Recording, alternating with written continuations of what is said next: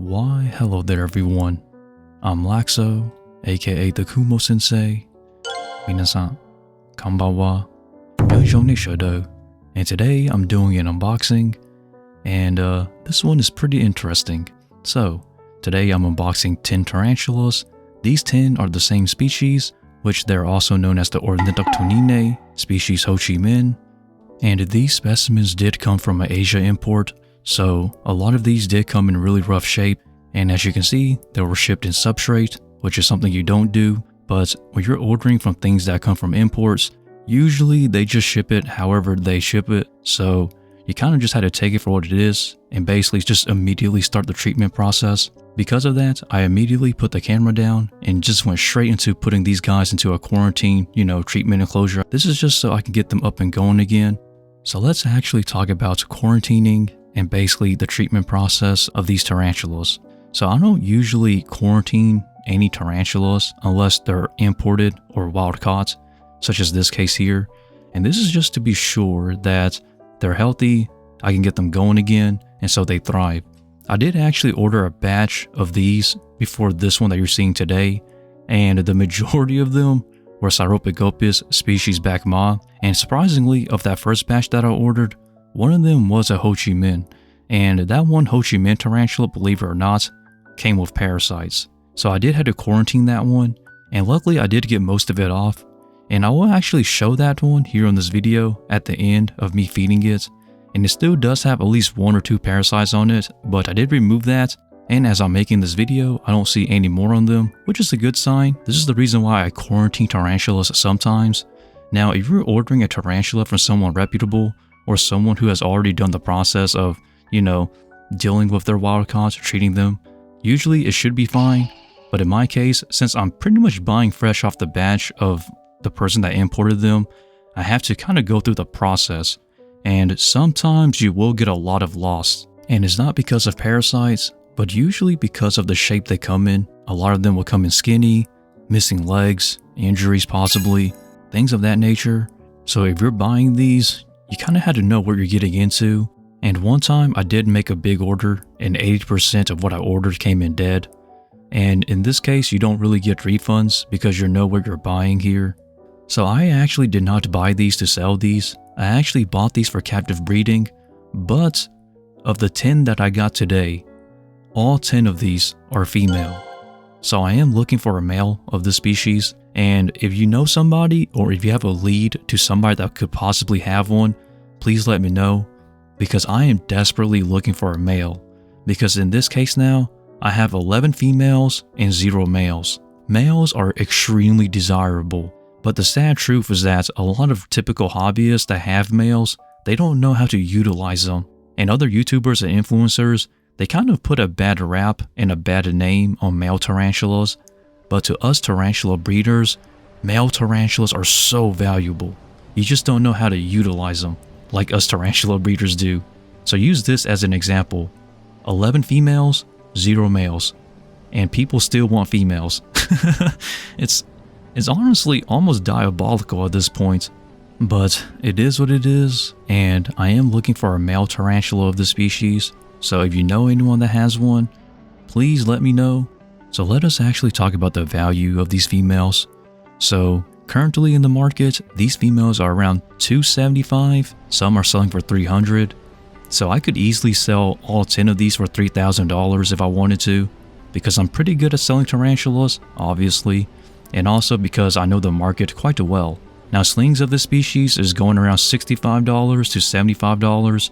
So they did went down a lot compared to 8 to 9 years ago. I remember the first female being sold for around $500. And now, with a bit more captive breeding of the species, the price has gone down quite a bit. But I still would like to produce more in captivity, so that way the price can go down, and the demand for wild caught can also go down, and essentially establish more captive-born tarantulas of the species. So I would truly be thankful if anyone can help me find a male tarantula for this species. So some of you are wondering, how did I acquire these? And I do not import tarantulas because I do not have the money, the funds, or the papers to do so. So usually, people such as businesses will actually import these tarantulas, and then I will just buy it off from them.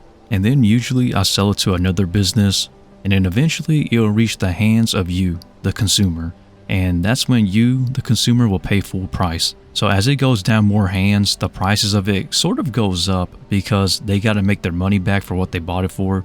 So I sell it for 15, for example, they'll sell it for 20 to make $5 in profits, and the next person will sell for 25, and then the next person will sell for 30, just so they can make their money back. And that's basically how capitalism and consumerism works. So essentially what I'm saying is that by the time it reaches your hands as the typical hobbyist, you're essentially paying full price. So the markups will go up and the prices will get higher the more hands and businesses it goes down towards. But anyhow though, I am getting sidetracked, so let us sway away from the tarantula market and let us actually talk more about this species here.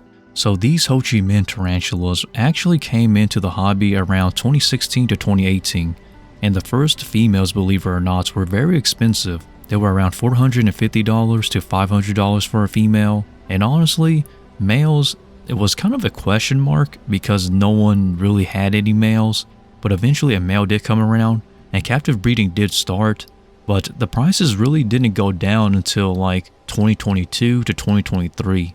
And I remember seeing slings for sale for around $125, and then it went down to $100, and now the slings are worth around $65 to $75 as I mentioned earlier. So there is captive breeding happening, but it's going at I would say a not so fast rate, because think about it, if this species came in around 2016 to 2018, and it's currently 2025 now, it basically means that it took around 7 to 8 years to get to the price point to where it is now. So some people will say it's good for marketing, I guess, for, making more money back.